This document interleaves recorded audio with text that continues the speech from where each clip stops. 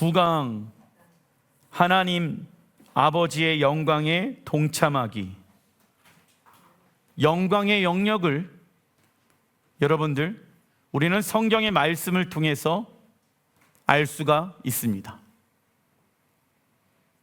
그래서 지혜와 계시의 영이신 성령님은 이 땅 가운데 하나님의 영광과 임재를 풀어내십니다. 우리의 마음의 문을 열 때 우리는 지혜와 계시의 영이신 성령님을 통하여 하나님의 영광의 아름다움을 환상과 계시 가운데 볼 수도 있습니다. 어떤 사람은 그 영광의 계시가 짧을 수도 있고 어떤 사람은 길 수도 있습니다. 이러한 일들이 언제 일어나냐? 우리가 주님의 이름을 높여드리고 우리가 주님의 이름을 찬양하게 되어졌을 때 우리의 생각을 통해, 우리의 감정을 통해, 우리의 오감을 통해 성령께서는 우리를 하나님 나라의 영광 가운데 인도하실 것입니다. 특별히 우리의 상상력, 이 상상력은 세상의 상상력으로, 생각으로 되어지는 것이 아니라 거룩한 상상력이 우리 안에 일어나야 합니다. 그렇다면 거룩한 상상력은 어떻게 생기느냐? 하나님의 말씀을 묵상하게 되어졌을 때, 특별히 묵상의 히브리 원어는 하가이며 읍조리다입니다. 하나님의 말씀을 내 입술 가운데 두는 것이죠.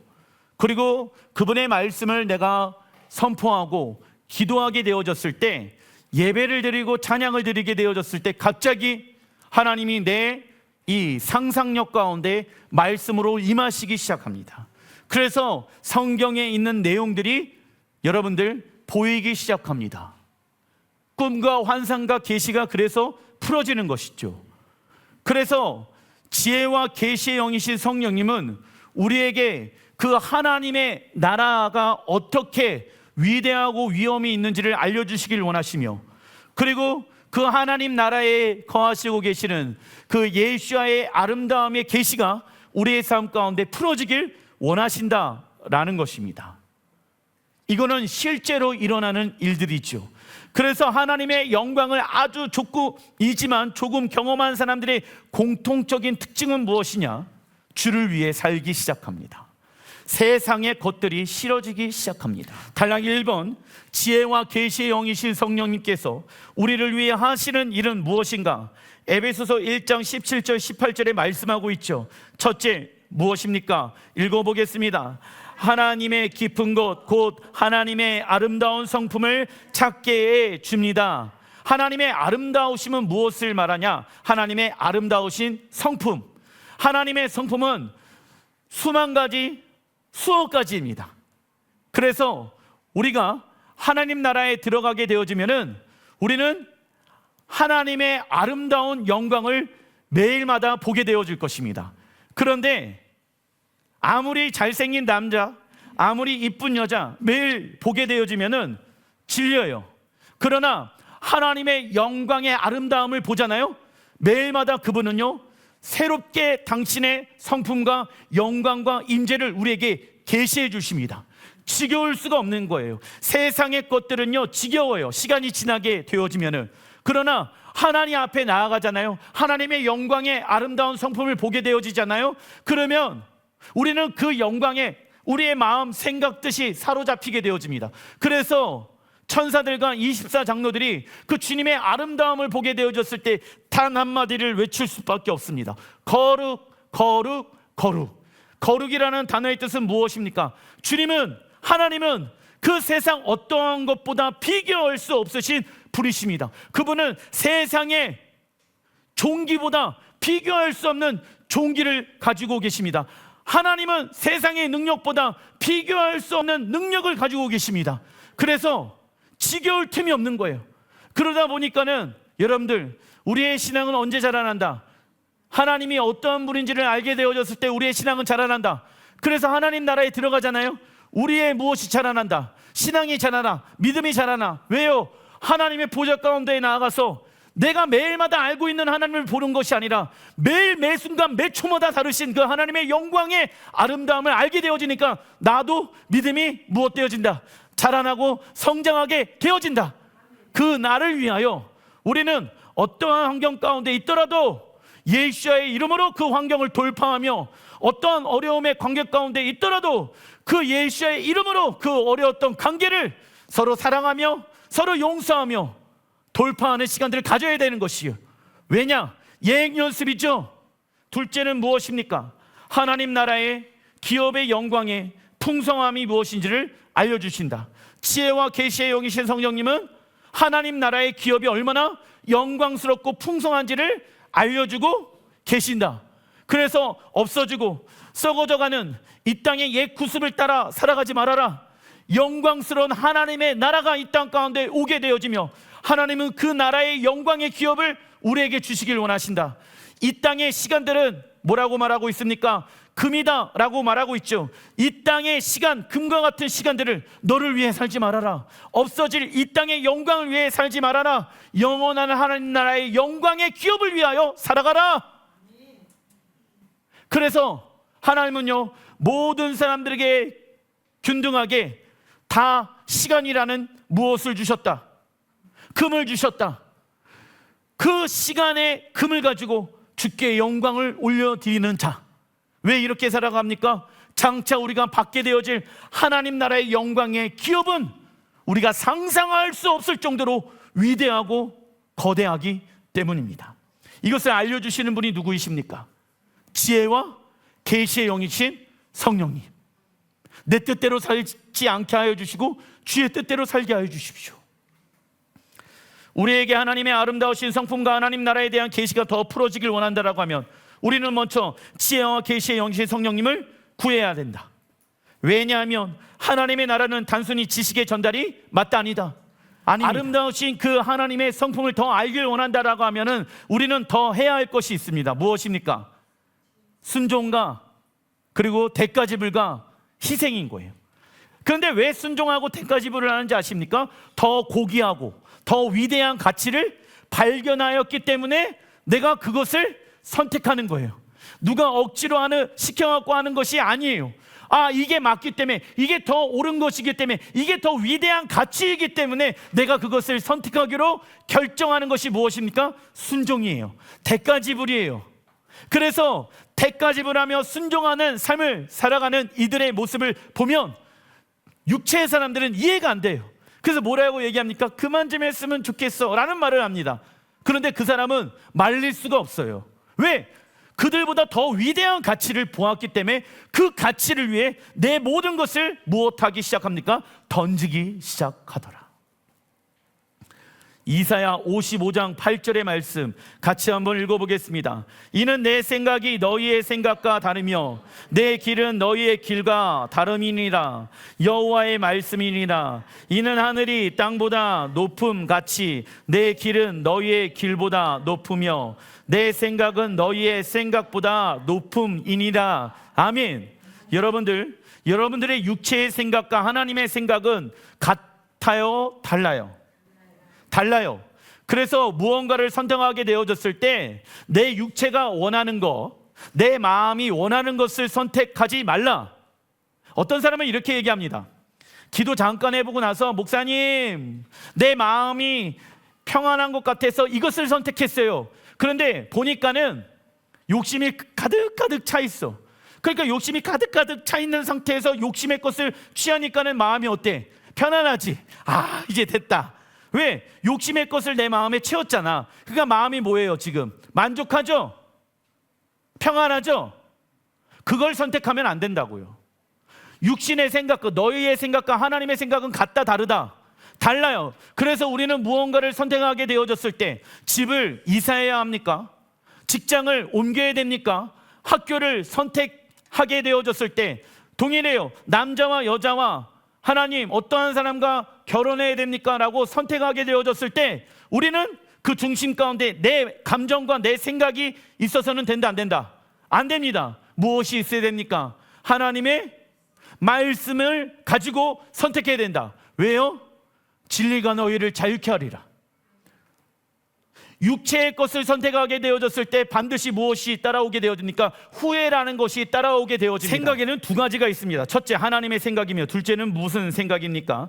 우리의 생각입니다. 그래서 디모데후서 3장 16절에 모든 성경은 하나님의 감동으로 된 것으로 교훈과 책망과 바르게 함과 의로 교육하기에 무엇하다? 유익하다. 그래서 하나님의 말씀으로 선택하는 것은 어떤 사람은 너무 많은 대가지불과 순종과 이러한 것들이 필요한 거 아닙니까? 라고 얘기합니다. 하지만 하나님의 말씀으로 근거하잖아요. 근데 모든 것이 우리에게 무엇 되어진다? 유익하게 되어질 것입니다. 당장은요, 그 유익한 것을 사단 마귀가 보지 못하게끔 우리의 눈을 가리고 있다라는 거예요. 근데 하나님의 나라와 영광을 위해 살기 시작한다라고 하면은 반드시 그 끝의 열매는 무엇이다? 유익의 열매가 맺게 되어질 것입니다. 토라와 하나님의 생각은 우리에게 유익을 주지요. 그러나 우리의 육체의 생각은 무엇을 가져다 줍니까? 사망을 가져다 줄 것입니다. 우리는 묶여서는 안 되는 것들에 의해 묶임을 당하고 있으며 사로잡힐 일이 아닌 거에 사로잡혀 살아가고 있습니다. 이건 묶일 필요도 없고 이거는 뭐 또 사로잡힐 일도 아닌데 어떤 사람은 그것에 묶여 있고 그것에 사로잡혀 있는 사람들이 있더라. 그리고 세상적인 성공과 물질주의의 가치관은 우리의 모든 결정에 무엇을 미치고 있습니까? 영향력을 미치고 있더라. 그러나 예수와는 다음과 같이 말씀하고 계십니다. 마태복음 6장 19절 읽어보겠습니다. 너희를 위하여 보물을 땅에 쌓아두지 말라. 거기는 좀과 동록이 해하며 도둑이 구멍을 뚫고 도둑질 하느니라. 오직 너희를 위하여 보물을 하늘에 쌓아두라. 거기는 좀이나 동록이 해하지 못하며 도둑이 구멍을 뚫지도 못하고 도둑질도 못하느니라. 아멘. 사실 여러분들, 신앙생활은 우리가 하나님의 영광과 나라를 위해서 행하길 원합니다라고 하지만은 이 모든 것은 하나님의 입장으로 보았을 때는 무엇입니까? 너를 위하여 하는 것이다. 너를 위하여 믿음으로 살아가야 되는 거야. 너를 위하여 하나님 나라의 영광을 위하여 살아가야 되는 거야. 하나님 나라를 위하여 심어야 하는 거야. 이 모든 것이 다 너에게로 돌아가기 때문이야. 그런데 문제는 심지 않는다라고 하면 거둘 수 있는 것이 있다 없다? 없는 거예요. 그래서 신앙생활은 사실은 우리를 위해서 하는 것입니다. 그러면은 우리는 누구를 위해 해야 됩니까? 주를 위해서 살아가야 되는 거예요. 신앙의 중심은 그래서 내가 돼서는 안 되는 거예요. 주님이 되어야 됩니다. 그런데 주님을 위해서 살게 되어졌을 때 그 결과는 모든 것으로 하나님이 30배, 60배, 100배로 채워주시고 하나님의 영광의 기업 또한 우리에게 주시길 원하신다. 결과론적으로는 내가 한 것이 있어요 없어요? 다 성령님이 도와주시고 하나님이 계획하시고 예수의 이름으로 돌파했다라는 거예요. 그런데 하나님은 이 모든 것이 너를 위한 일이었더라 말하고 있습니다. 예수와 당시 이스라엘 백성들의 집은 진흙벽이나 흑색 돌을 쌓아 만들었습니다. 그래서 도둑들은 쉽게 흙벽을 뚫어 그 집의 보물을 훔쳐갈 수 있었지요. 이스라엘 백성들은 자신의 소중한 보물을 땅속에 묻어두게 되어집니다. 그러나 땅에는 좀이 있습니다. 좀은 옷이나 음식을 해치는 벌레이며 동록은 금속을 부식시키는 물질 때문에 또 다른 피해를 받게 되어집니다. 그래서 예수와는 우리의 보물을 어디에 쌓아두어라? 하늘에 쌓아두어라 말씀하신다. 그렇다면 하나님 보시기에 우리의 보물은 무엇을 의미하는 것일까요? 적어놔 주십시오. 이 땅에 살아가는 동안 하나님의 말씀에 순종하는 것. 우리에게 있어서 보물은 무엇이다? 자식도 아니고요, 돈도 물질도 아니고요, 내 남편과 아내도 아니에요, 내 직장과 사업장도 아니에요. 우리에게 있어서 보물은 예수께 하나님 앞에 순종한 것이 우리의 무엇이 되어야 됩니까? 소중한 보물이 되어야 됩니다. 보물에는 가치가 있죠. 그래서 이 시간과 이 물질과 이 에너지를 누구를 위해 사용하기 시작해야 됩니까? 주를 위하여. 그래서 이것이 무엇이다? 우리에게 있어서 보물이 되어야 합니다. 내가 주를 위하여 시간을 심습니다. 내가 주를 위하여 내 재정을 심습니다. 내가 주를 위하여 영혼들을 섬깁니다. 이것이 힘든 게 아니라, 어려운 게 아니라 우리에게 있어서 결과론적으로 보게 되어졌을 때 무엇이다? 보물이요. 그 보물을 지켜라. 그 보물을 지켜라. 왜요? 땅을 위해서 살게 되어지면 좀이나 동록이 와서 너희의 것들을 빼앗아가기 때문이다. 너희의 시간이 마귀가 와서 빼앗아가고, 너희의 재정을 사단이 와서 빼앗아가고, 너희들의 에너지를 빼앗아가게 될 거라고 말하고 있습니다. 왜 이 땅에서 살아가는 동안 하나님의 말씀에 순종하는 것이 보물이 되어야 합니까? 예를 들면 고아와 가부와 객을 위하여 헌신하는 모습이 우리에게 무엇입니까? 보물이 되어야 합니다. 그리고 하나님의 말씀에 순종하게 되어졌을 때 받게 되는 고난이 우리에게 무엇이 되어야 합니까? 보물이 되어야 합니다. 이웃을 사랑하고 용서해 주는 것이 우리에게 무엇이 되어야 됩니까? 보물이 되어야 합니다. 하나님을 예배하는 시간과 하나님이 우리에게 주신 재정을, 하나님의 나라와 영혼들을 위해 살아가는 것이 우리의 무엇이 되어야 됩니까? 보물이 되어야 한다. 그렇다면 이들이 이렇게 살아갈 수 있었던 이유는 무엇이냐? 지혜와 계시의 영을 통하여 무엇을 정확하게 보고 있기 때문일까요? 하나님 나라, 이 땅 가운데 완성되어질 영원한 하나님의 나라를 보고 있기 때문에, 그 영광이 너무나도 위대하기 때문에 여러분들, 우리의 시간, 우리의 물질, 우리의 에너지를 주를 위해서 사용하게 되어지는 거예요. 그 보물을 주님이 말씀하십니다. 너희를 위하여 이 땅에서 심으라. 우리에게 그 영광에 동참할 수 있는 무엇을 주는 것입니까? 특권. 그냥 기회가 아니에요. 특권인 거예요. 특권. 그래서 하나님의 나라는 이 땅에서의 시간밖에 심을 수가 없다. 하나님 나라에 들어가면은 이제 풍성한 열매를 누리는 거예요. 생명을 얻을 때 더 풍성한 삶을 누리는 것이 하나님 나라에서 삶이다. 그러면 그 이전까지는 우리의 보물을 만들어내어야 하는 것입니다. 주를 위해서 헌신한 사람들, 그 사람들이 얼마나 위대한 보물을 가지고 있는지 모릅니다. 즉 하나님 나라를 정확하게 본 사람은 우리의 보물을 땅에 쌓아두지 아니하며 하늘 보좌에 쌓아둡니다.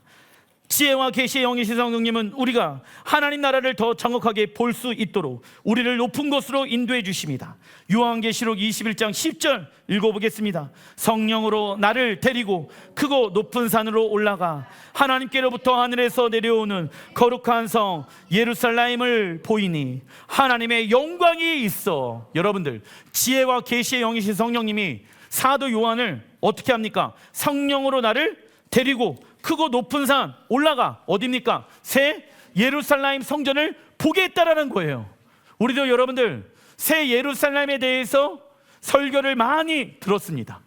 그러면 성령께서 여러분들의 생각 가운데 갑자기 그 새 예루살렘에 대한 환상과 계시를, 어떤 사람은 5초, 어떤 사람은 3초, 어떤 사람은 1초, 어떤 사람은 10분, 어떤 사람은 100분 동안 그 영광의 계시를 풀어줄 수 있다.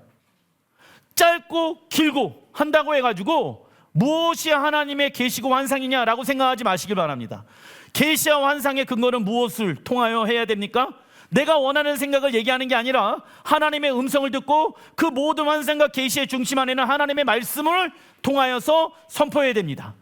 그래서 우리는 그 하나님의 나라의 영광을 이 땅에서도 볼 수 있게 되어진다. 성령께서 요한을 데리고 새 예루살렘 성전으로 올라가게 한 것처럼 그 영광의 계시가 여러분들 삶 가운데 풀어지길 바랍니다.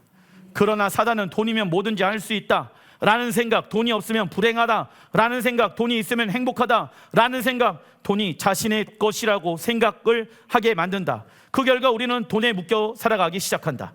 그리고 하나님께서 말씀하시는 곳에 우리의 재정을 심지 못하게 되어지며 하나님 나라의 열매를 맺지 못하게 한다. 여러분들, 아무리 지폐가 있더라도, 돈이 있더라도 물가가 안정되어지지 않는다라고 하면은 우리는 불행할 수밖에 없다. 여러분들이 안고 있는 의자, 여러분들이 지금 쓰고 있는 펜, 그리고 종이, 모든 자원은 어디에서 나왔습니까? 자연에서 왔죠. 이 자연에 공급하시는 분이 누구이십니까? 하나님이십니다.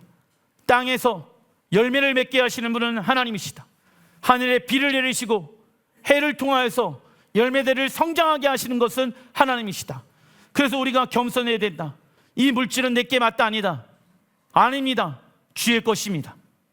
여러분들이 입고 있는 옷조차도 아무리 돈이 많더라도 하나님이 자원을 주지 않는다라고 하면 이 옷도 거칠 수 없는 게 우리라는 것을 아셔야 합니다. 다음은 우리에게 지혜와 계시의 영이 왜 중요한지를 알아보겠습니다. 누가복음 2장 25절, 예루살렘에 시몬이라는 사람이 있으니 이 사람은 의롭고 경건하여 이스라엘의 위로를 기다리는 자라. 이스라엘의 위로는 누구입니까? 예수야를 기다리고 있더라. 누가? 시몬이. 그런데 그 사람의 삶은 의롭고 경건하다라고 나와 있죠. 예수야의 재림의 길을 준비하고 그분을 맞이할 수 있는 사람은 의롭고 경건한 삶이 되어야 한다. 그런데 그 사람 머리 위에 누가 계십니까? 성령이 그 위에 계시더라. 그가 주의 그리스도를 보기 전에는 무엇 하지 않습니까? 죽지 아니하리라 하는 성령의 계시를 받았더라. 야, 너가 살아있는 동안 이스라엘의 위로이신 예수야가 이 땅 가운데 오게 되어질 거야. 너는 초림 예수야를 보게 될 거야. 그래서 기도와 예배를 통해 그분이 오실 길을 준비하라. 지금처럼 깨어 있어야 돼. 지혜와 계시의 영이 그 사람 머리 위에 임하여서 너가 살아있는 동안에는 예수야를 맞이하게 되어질 것이야. 그러니까 너를 위해 살지 말고 주를 위해 살아가야 된다. 이 계시가 시몬에게 풀어지기 시작합니다. 성령님이 이 공간 안에서도 여러분들 위에 말씀하고 계십니다. 26절, 그가 주의 그리스도를 보기 전에는 죽지 아니하리라 하는 성령의 지시를 받았더니 27절, 무엇으로 감동합니까? 성령의 감동으로 성전에 들어가매 나와 있죠. 왜 들어갑니까? 성전에 하나님을 예배하고 기도로 그 예수와의 초림의 길을 준비하기 위하여 마침 부모가 율법의 갈래대로 행하고자 하여 그 아기 예수를 데리고 오는 진이라. 언제 올지 몰라요. 시몬이 살아있는 동안 언제 올지 몰라. 그래서 그것은 싸울 수도 없어. 부부싸움도 하면 안 돼. 화나는 날이 있지만은 그 화를 예수와의 십자가 안에서 못 박아야 돼. 우리 세대에 예수와가 오실 수도 있다라는 이 시몬의 마음처럼 살아가야 된다. 이 계시가 여러분들 가운데 풀어져야 여러분들은 죄를 짓지 않는 거예요. 말로 비난하지 않는 거예요. 생각으로 판단하지 않는 거예요. 행동으로 죄를 짓지 않는 거예요. 왜? 오늘 예수아가 오실 수도 있기 때문에 경건하고 거룩한 자의 모습을 단장해야 합니다. 시몬은 지혜와 계시의 영이신 성령님을 통해 독특한 계시를 받게 되어진다. 그것은 예수아를 보기 전에 그가 죽지 않을 것이라는 계시이지요. 시몬은 자기가 살아있는 동안 이 계시가 이루어질 것을 믿고 무엇하게 되어집니까? 인내하게 되어지더라. 인내는 누가 할 수 있다? 하나님이 신실한 분이라는 것을 믿고 있는 사람들이 무엇을 한다? 오래 참는다. 인내한다. 하나님은 반드시 언약을 성취하시는 분, 하나님은 반드시 내게 말씀하신 그 내용들을 이루어가시는 분. 할렐루야. 그래서 그 기다림에, 그 오래 참음에, 그 인내의 중심 가운데는 하나님의 언약의 말씀이 있어야 되는 거야. 사람들이 왜 쉽게 포기하는지 아세요? 육체의 생각으로 선택하기 때문에. 그런데 하나님의 말씀, 언약이 딱 있잖아요. 그러면 포기한다, 포기하지 않는다. 왜? 성령의 감동으로 반드시 하나님은 그 말씀을 이루시겠다라고 말씀하셨기 때문에 하나님, 내가 그 말씀을 성취하는 자가 되겠습니다. 그리고 이 계시를 받고 난 이후 시몬에게 많은 시간이 흐르게 되어집니다. 그러나 그에게 있어서 많은 시간이 흐르게 되어지는 것은 중요한 일이 아니었습니다. 그 많은 시간이 흘러가는 동안 충성하였다. 샤밧 때 배웠죠. 우리는 세 가지에 충성해야 된다. 첫째, 지극히 작은 거에. 둘째, 재물에. 셋째, 남의 것에 충성하는 자가 되어야 된다. 이렇게 살아가다 보니까는 주님이 오신 거예요. 아기 예수아의 모습을 가지고. 그러면 아기 예수아의 모습을 띠고 온 그 주님의 모습을 알아챌 수도 없을 수도 있잖아. 왜? 아기니까. 그런데 한눈에 알아봤더라. 그가 이 땅을 구원할 메시아라는 것을. 수천만 명의 유대인들은요, 수십만 명의 레위지파 제사장들은요, 예수님을 알아보지 못했습니다. 근데 시므온은 보자마자 알아챘습니다. 그가 우리를 구원할 메시아이다.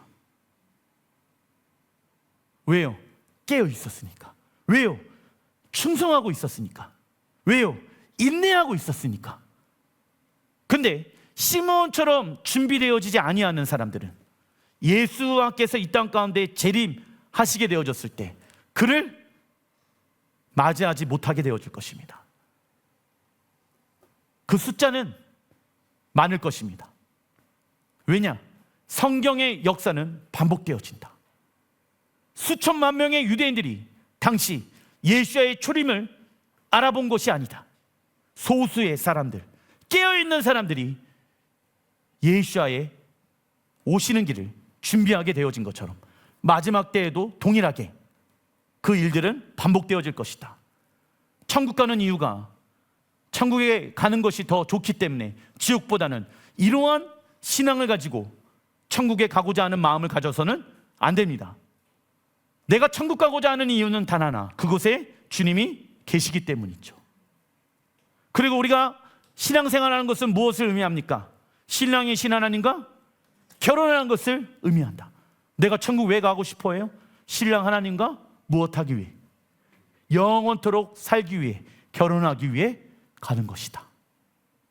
그래서 이 짧고 짧은 이 땅에서의 시간을 주 오실 길을 위해 준비할 수 있는 자가 되어야 합니다.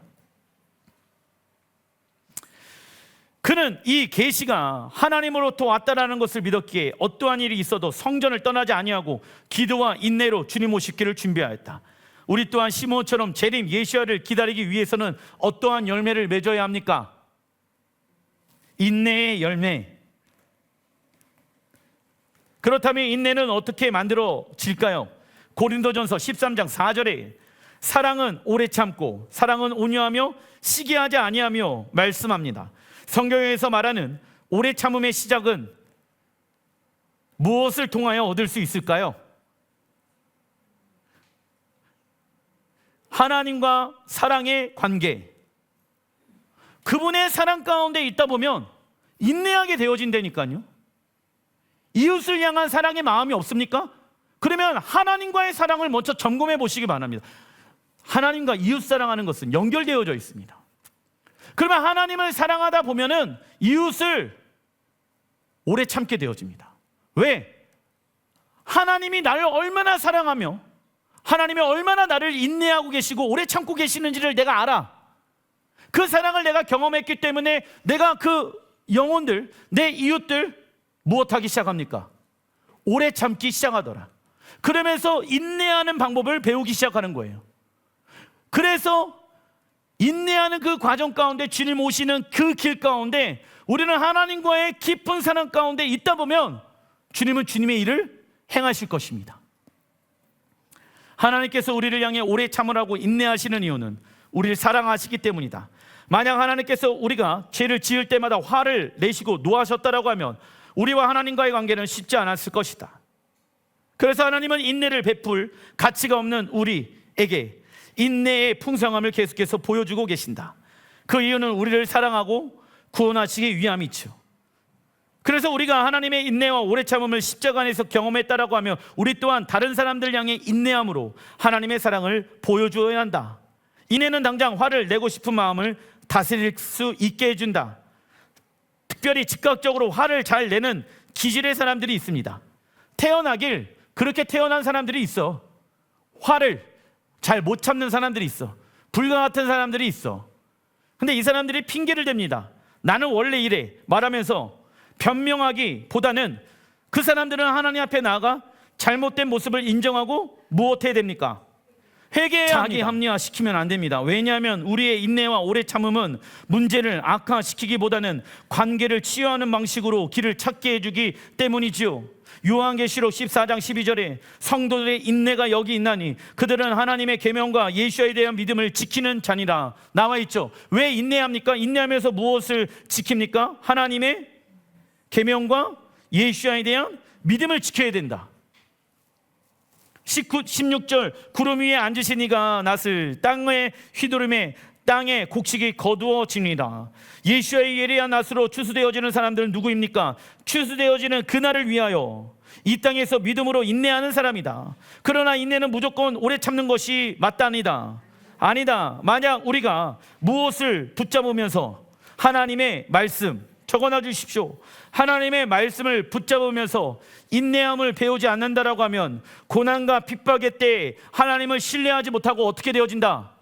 떠나게 되어지는 거예요. 그래서 자신을 의지하고 자신을 믿고 있는 사람들은 쉽게 떠나게 되어지더라. 그러나 하나님의 언약의 말씀을 붙잡고 있는 사람들은 쉽게 떠나지 않게 되더라.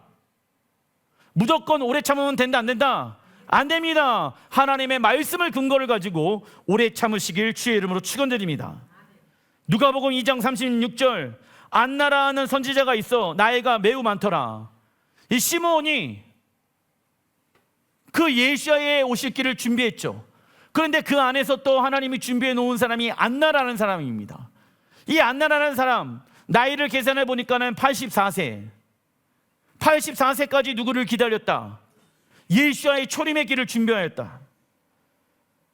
나이가 많았더라. 여러분들 나이 많은 거는 숫자에 불과하다.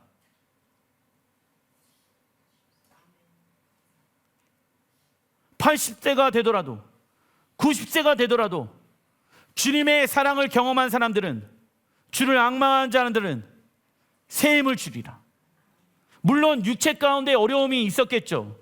예루살렘 성전 가보신 분들은 아실 것입니다. 그 당시에는 더 힘들게 올라가야 됐어요. 그런데 그 힘든 육체를 이끌고 어디로 갑니까? 성전에 들어가서 예배하기 시작하더라. 무려 84세가 되어졌는데 아무도 그를 말릴 수가 있다 없다? 없다. 선교 가는 것도 마찬가지. 목사님 비행기 오래 타는 거 너무 힘들어요. 그러면은 누가복음 2장의 말씀을 묵상하라. 84세 할매도 그렇게 살아갔는데 60대는 청춘이다. 37절 이 사람이 성전을 떠나지 아니하고 주여로 무엇도 합니까? 금식하며 기도함으로 섬기더니 38절 마침 이때에 나와서 누가 오십니까? 하나님께 감사하고 예루살렘의 속량을 바라는 모든 사람에게 그에 대하여 말하리라. 40절 아기 예수아가 자라며 강하여 지고 지혜가 충만하여 하나님의 은혜가 그 위에 있더라. 아멘. 시몬이 마리아와 요셉과 아기 예수아를 축복하고 있었던 바로 그 순간에 안나 선지자는 그들이 서 있는 곳으로 성령님의 세밀한 인도하심을 받게 되어진다. 그녀는 성령님의 세밀한 인도하심을 받을 수 있었던 이유는 평상시에 하나님만을 경배하며 하나님의 영광 가운데 머무는 삶을 살았기 때문입니다. 그런데 그녀의 나이는 매우 많습니다. 하지만 그녀의 노쇠 현상은 그녀를 지치게 만들지 못하였습니다. 오히려 그녀는 시간이 지나면 지날수록 누구에게 민감함이 발전하게 되어집니까? 성령님에 대한 민감함이 발전하게 되어진다. 우리 또한 시므온과 안나처럼 주님의 명령에 즉각적으로 움직일 수 있는 준비를 해야 될지라 믿습니다. 목사님 몸이 힘들어요. 목사님 내가 뭐 때문에 어려워요. 이러지 마시고 그 주님 오시는 길에 있어서 내가 쓰임받기를 원한다라고 하면은 즉각적으로 주님 앞에 순종할 수 있는 자가 되어야 된다. 그래서 순종은 어떻게 합니까? 즉시 온전히 기쁜 마음으로. 요한계시록 1장 1절 예수 그리스도의 계시라. 이는 하나님이 그에게 주사 반드시 속히 일어날 일들에 그 종들에게 보이시려고 그의 천사를 그 종 요한에게 보내어 알게 하신 것이니라. 앞으로 일어날 일들에 대한 계시가 지혜와 계시의 영이신 성령님을 통해 요한에게 지금 알려주고 계십니다. 그래서 지혜와 계시의 영은 너무나도 소중해요. 10절 읽어보겠습니다. 주의 날에 내가 성령에 감동되어 그러므로 내가 본 것과 지금 있는 일과 장차 될 일을 기록하라. 아멘. 무엇에 감동되어? 성령에 감동되어 내가 본 것과 지금 있는 일과 장차 이루어질 일들에 대한 계시가 지혜와 계시의 영을 통해서 임하게 되어지더라. 그래서 여러분들, 하나님 우리 자녀를 향한 지금의 일과 앞으로 일들에 대한 계시를 우리에게 알려주시옵소서. 왜냐하면 자녀를 누가 제일 잘 압니까? 부모들이, 기도하는 부모들이 제일 잘 알고 있는 거 아니겠습니까? 그래서 하나님, 이 아이를 향한 앞으로의 하나님의 뜻이 무엇인지 우리에게 알려주시옵소서. 사도 요한은 예수야에 대한 계시를 받게 되어진다. 그렇다면 사도 요한이 본 예수야에 대한 계시는 무엇을 말하는 것이냐? 첫째, 읽어보겠습니다. 예수야께서 마지막 때 일어날 일들을 우리에게 말씀하시는 계시입니다. 둘째, 시작. 예수야께서 어떠한 분인지 우리에게 말씀하시는 계시입니다. 아멘. 예수야께서 어떠한 분인지 정확히 알아가는 자는 예수야와 어떤 관계 가운데 머물게 되어집니까?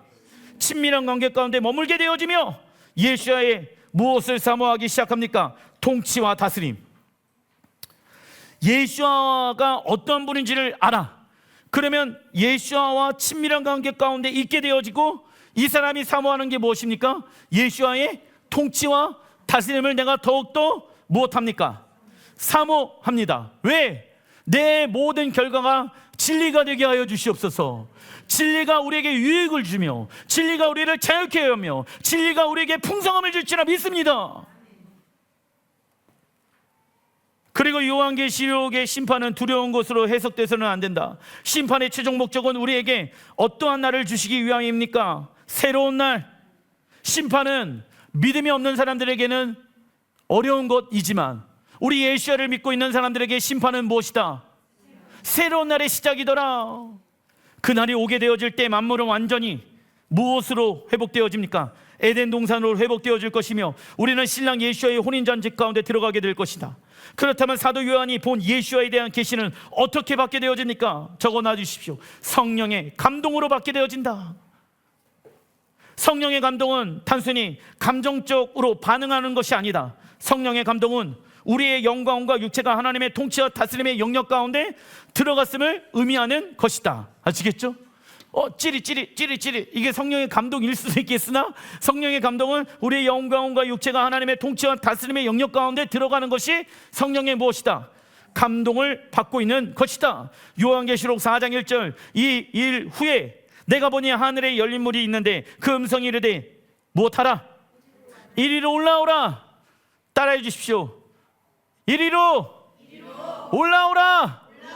이리로 올라오라. 이후에 마땅히 일어날 일들을 내가 내게 보이리라 하시더라. 요한은 이미 많은 계시들을 받은 상태였습니다. 그러나 하나님은 그에게 더 많은 계시를 주시기 위해 더 높이 올라오라고 초청하신다. 이처럼 지혜와 계시의 영이 임하게 되어지면은 여러분들 적어놔 주십시오. 천국의 계시가 임하기 시작한다. 천국의 계시. 우리 또한 예수야의 보혈을 의지하여 하늘 보좌에 올라갈 수 있는 존재가 되어졌습니다. 하지만 우리의 시선이 하나님의 나라가 아닌 땅을 향하고 있다고 하면은 우리는 이 땅에 묶여 살게 되어진다.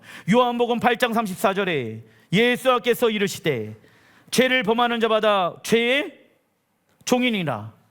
하나님을 믿는다라고 얘기는 하고 있지만은 내 마음 가운데 하나님이 살아계신다는 것을 믿고 있다라고 하지만은 죄를 범하고 있다라고 하면은 나는 하나님의 종입니까? 죄의 종입니까? 죄 있는 상태는 하나님 나라 들어갈 수 있습니까? 없습니까? 없습니다.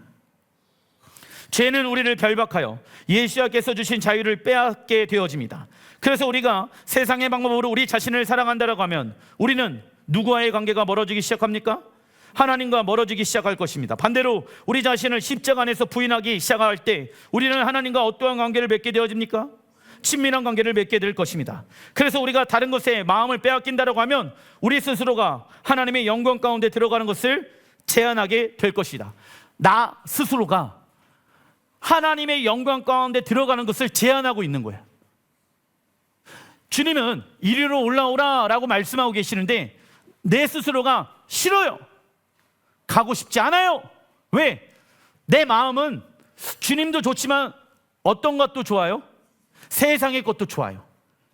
그런데 주님 말씀하시는 거예요. 두 마음으로 나를 사랑할 수 있다 없다? 없다. 한 마음으로만 나를 사랑해 다오 말씀하시는 거예요. 두 마음으로는 하나님을 사랑할 수 없다. 세상도 사랑하고 하나님도 사랑한다라고 하면 그 사람은 하나님을 사랑하고 있지 않은 모습입니다. 그게 성경의 가르침이죠. 그래서 예시야는 요한복음 16장 12절에 내가 아직도 너희에게 이를 것이 많으나 지금은 너희가 감당하지 못하리라 말씀하고 있습니다. 왜? 아직 제자들이 제 가운데 있잖아. 하나님의 나라에 대한 풍성한 것들을 예수와는 많이 알려주고 싶어 하셔. 그런데 너희들이 아직 죄의 영역이 해결되어지지 않았기 때문에 내가 더 이상의 얘기를 하더라도 내 목소리만 아픈 것 같다, 목만 아픈 것 같다, 이 얘기를 하시는 거예요. 우리가 하나님 앞에 죄를 지을 수 있지요. 그러나 문제는 무엇입니까? 읽어보겠습니다. 죄 지었던 그 자리에서 계속 머물러 있는 것은 잘못된 것입니다. 죄를 지을 수 있어요. 하지만 당연한 건 아니에요. 그 자리에 계속 머물러 있는 것이 문제라고요. 저도 죄 지을 수 있어요. 우리 모두 죄 지을 수 있어요. 그러나 그 자리에 머물려고 하는 것이 하나님 앞에 범죄가 되어지는 것이다. 히브리서 12장 1절에 주님 말씀하시죠. 모든 무거운 것과 과거, 현재, 미래의 짐을 얘기하고 있죠. 얽매이기 쉬운 죄를 벗어버려라. 예수의 이름으로 인내로서 우리 앞에 당한 경주를 향하며, 이 경주는 아직 끝났다 끝나지 않았다. 2절 믿음의 주요 또 온전케 하시는 이 예수와를 바라보자. 너희가 피곤하여 낙심하지 않기 위하여. 여러분들, 사람이 언제 피곤하고 낙심합니까? 나를 위해 살게 되어졌을 때. 주를 위해 살게 되어지면 낙심하지도 않고 피곤하지 않는다. 우리는 지혜와 계시의 영이신 성령님 안에 들어가기 위해서는 적어놔 주십시오. 근심과 걱정이 없는 상태가 되어야 합니다. 목사님, 어떻게 하면 근심과 걱정이 없는 상태가 되어집니까? 우리의 모든 육신의 짐을 십자가 앞에 해결해야 된다. 왜냐하면 우리는 하루의 염려에 너무나도 쉽게 사로잡혀 하나님께서 우리를 위해 행하시고자 하는 놀라운 일들을 놓칠 수 있기 때문이다. 그래서 우리는 어제와 오늘과 내일의 문제에 대한 걱정을 멈추고 예수께 초점을 맞추는 거에 훈련해야 된다. 할렐루야. 그래서 오늘 당일의 문제, 내일의 염려 때문에 사로잡히지 말아라. 내일의 문제는 내일 고민해라. 주님 말씀하시죠. 그렇기 때문에 그 영역 가운데 자유해지려면 우리의 육체의 짐에서부터 무엇해야 됩니까? 자유케 되어야 한다. 무거워 짐진 자들아, 다 내게로 와라. 내가 너희를 쉬게 하리라. 그리스도인에게 쉼이란 우리의 자아가 예수와의 십자가에 죽고 예수와의 부활에 연합할 때 경험되어지는 것입니다. 세상의 방법의 쉼은 우리를 더 피곤하게 만들 것입니다. 이때 우리의 환경과 재정과 관계의 문제는 해결되지 않을 수 있지요. 그러나 우리가 믿음으로 예수의 죽음과 부활에 연합한 자로 여긴다라고 하면 하나님은 우리에게 무엇을 주십니까? 참된 안식을 주실 것입니다. 중간에 이번 마태복음 14장 28절 베드로가 대답하여 이르되 주여, 만일 주님이시거든 나를 명하사 물 위에 오라 하소서 하니, 오라 하시니, 여러분들, 베드로가 물 위를 걷기 시작합니다. 지혜와 계시의 영이신 성령님을 통해 예수가 어떤 분인지 정확하게 알고 있었어요. 그분은 모든 자연 만물을 초자연적인 능력으로 초월하시는 분이구나. 예수님, 당신이만이 주님이라고 하면 나를 이 물 위에 걷게 하소서. 지혜와 계시의 영이신 성령을 통해 그 주님이 어떠한 분인지를 알게 되어집니다. 29절 오라 하시니 베드로가 배에서 내려 물 위에 걸어서 예수께로 가되, 30절 무엇을 봅니까? 예수를 바라봐야 되는데 바람을 보고, 바람은 눈에 보여요, 안 보여요? 보이지도 않아요. 보이지도 아니하는 영역 때문에, 바람을 그 느끼고 있는 그 공포함 때문에 어떻게 되어집니까? 무서워 빠져가는지라. 무서워지는 거예요. 예수를 놓치게 되어졌을 때 내 인생은 두렵고 떨리는 인생을 살아가게 되어진다. 소리를 질러 이르되 주여 나를 구원하소서 하니, 31절 예수께서 즉시 손을 내밀어 그를 붙잡으며 이르시되 믿음이 작은 자여 왜 의심하느냐. 베드로는 예수가 어떠한 분인지를 정확하게 알고 있었기 때문에 그는 배에서 한 발짝 내려 물 위를 걷게 되어집니다. 그러나 베드로의 시선이 바람에 집중하게 되어졌을 때 주님의 권세와 능력을 의심하게 되어진다. 의심의 헬라어 원어를 보니까 디스타조이며 뜻은 적어놔 주십시오. 두 갈래 길에서 망설이다. 두 갈래 길에서 망설이다 입니다. 우리는 종종 하나님께서 말씀하셨는데 행동으로 옮기지 아니하고 주저하거나 망설일 때가 있습니다. 이 상태가 바로 어떠한 상태입니까? 의심의 상태이다. 하나님이 말씀하셨는데 즉각적으로 순종을 하지 않고 있어요? 갈등을 하고 있어요? 염려를 하고 있어요. 하나님은 그 상태를 의심의 상태라고 말씀하고 있다. 그러나 하나님을 신뢰하는 자는 즉시 온전히 기쁜 마음으로 순종하게 될 것입니다. 그리고 읽어보겠습니다. 다른 사람들이 환경과 사람으로 인해 혼란 가운데 있을 때에 순종한 자의 심령은 평안 가운데 거하게 될 것입니다. 왜냐하면 다른 이들이 볼 수 없고 다른 이들이 들을 수 없는 지혜와 계시의 영이신 성령님을 통하여 보고 듣고 있기 때문입니다. 아멘. 이 마지막 너무 중요합니다. 그래서 가정에 문제가 일어났어요. 예수를 믿고 있는 사람들은 예수를 믿고 있지 아니하는 사람들과 동일하게 불안해하고 어려워해서는 된다, 안 된다? 안 된다.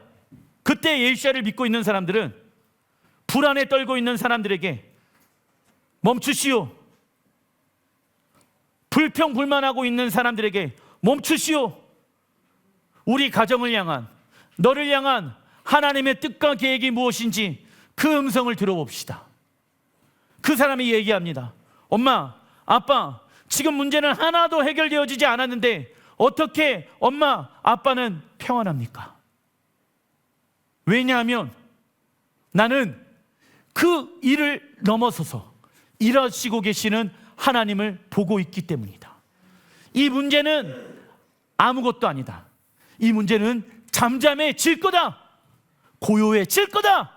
그런데 말이지, 너가 베드로처럼 환경을 보게 되어지면 너는 그 바다에 빠지게 되어질 거야. 그래서 그 바다에 빠져서 모든 것을 잃어버릴 수도 있어. 하지만 그때라도 늦지 않았다. 예수의 이름을 불러라. 예수가 너를 그 바닥에서 건져낼 것이다. 동일하게 불안해하고 동일하게 염려하는 말을 해서는 안 된다. 왜? 믿지 않는 사람이 보고 있다. 누구를? 믿음의 사람이. 기도하겠습니다.